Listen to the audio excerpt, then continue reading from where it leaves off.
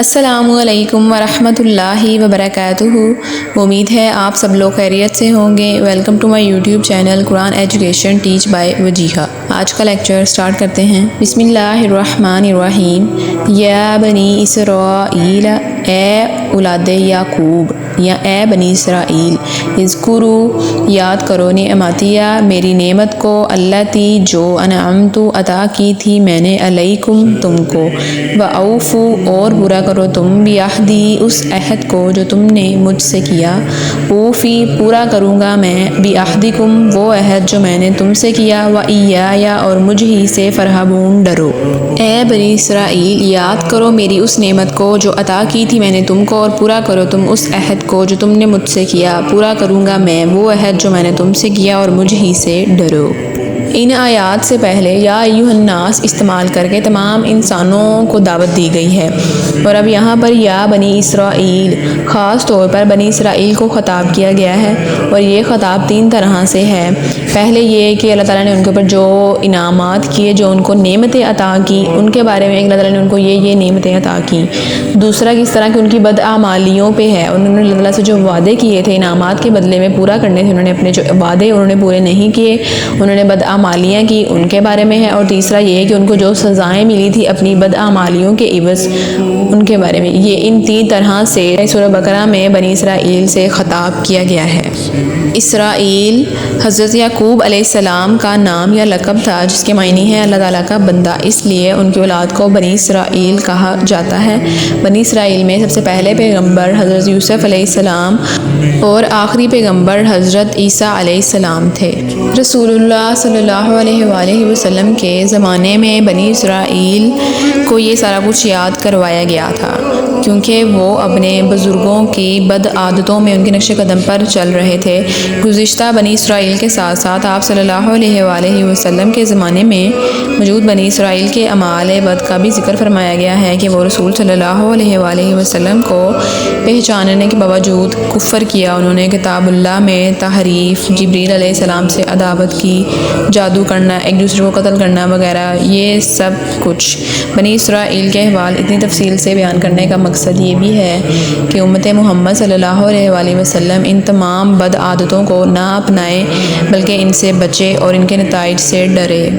इस आयत में बेसिकली किस चीज़ का ज़िक्र है कि अल्लाह ताला ने अपनी नेमतें याद करवाई हैं बनी इसराईल को, और उन्हें ये याद करवाया है कि तुम याद करो जो तुमने मुझसे वादा किया था उसको तुम पूरा करो, और जो मैंने तुमसे वादा किया था मैं उसको पूरा करूँगा।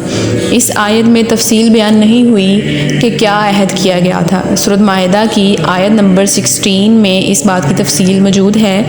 उससे ये साबित होता है कि अल्लाह ताला से बनी इसराईल ने ये वादा किया था कि वो नमाज कायम करेंगे, ज़कात देंगे, अल्लाह ताला की तरफ से भेजे हुए रसूलों पर ईमान लाएंगे, उनकी मदद करेंगे और उनको अच्छा कर्ज देंगे।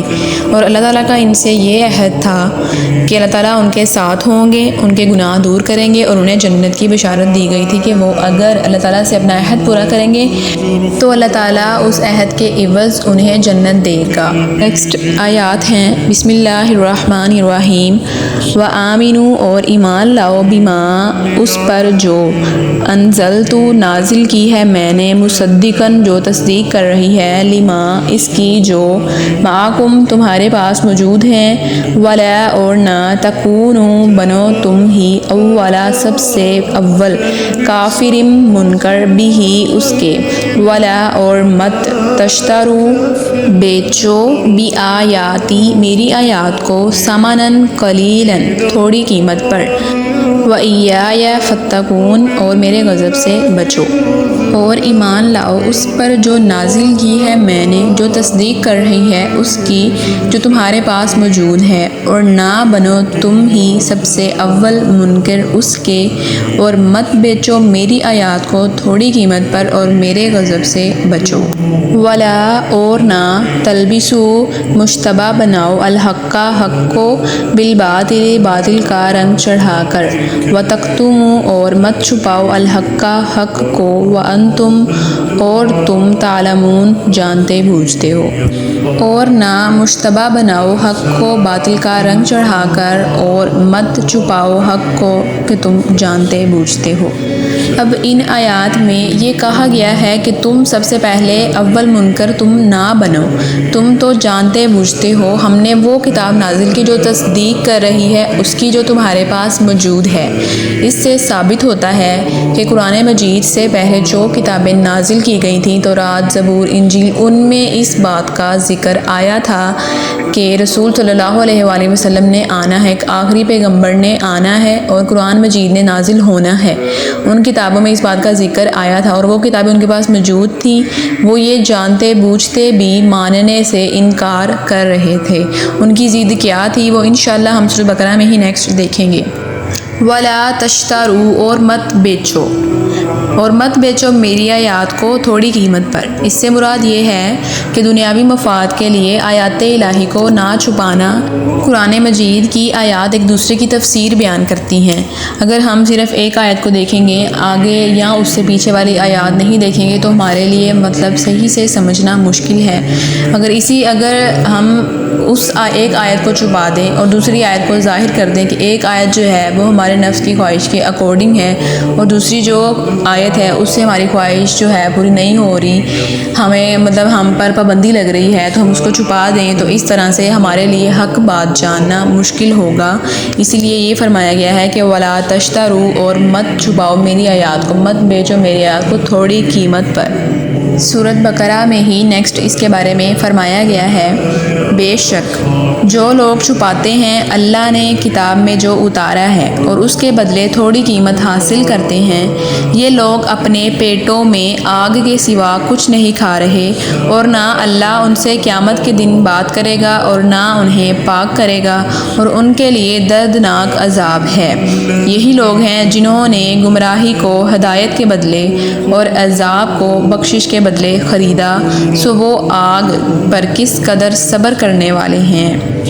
دنیا کی خاطر جو لوگ احکام الہی کو بدلتے ہیں، اس میں وہ لوگ بھی شامل ہیں جو کہ رشوت لے کر فتویٰ غلط دے دیتے ہیں، ایسے لوگ بھی شامل ہیں اس میں۔ اللہ تعالیٰ کے احکامات کو صحیح سے ظاہر نہ کرنا، خود جانتے ہوئے بھی لوگوں سے چھپا لینا، ایسے لوگ جو ہیں اللہ تعالیٰ نے ان کے لیے جہنم کو کافی کر دیا ہے کہ وہ جہنم میں کس قدر صبر کریں گے۔ ان آیات میں یہ کہا گیا ہے کہ نہ بیچو آیات کو تھوڑی قیمت پر۔ اس سے مراد یہ نہیں ہے کہ زیادہ قیمت لے لی جائے، بلکہ آیات الہی کے بدلے میں پوری دنیا بھی اگر ملے تو وہ بھی کم ہے۔ فرمایا گیا کل متاع الدنیا قلیل، کہہ دو دنیا کا سامان بہت تھوڑا ہے۔ قرآن مجید سے پہلے جو بھی کتابیں نازل ہوئی تھیں ان میں اس بات کا ذکر کیا گیا تھا کہ اللہ تعالیٰ نے آخری نبی کو بھیجنا ہے اور قرآن مجید نے نازل ہونا ہے۔ بنی اسرائیل نے یہ جانتے ہوئے بھی ماننے سے انکار کیا، انہوں نے قرآن مجید اور آخری پیغمبر حضرت محمد صلی اللہ علیہ وآلہ وسلم کو ماننے سے انکار کیا، تو ان کے بارے میں اللہ تعالیٰ نے کہا کہ وَأَنْتُمْ تَعْلَمُونَ، تم تو جانتے بوجھتے ہو۔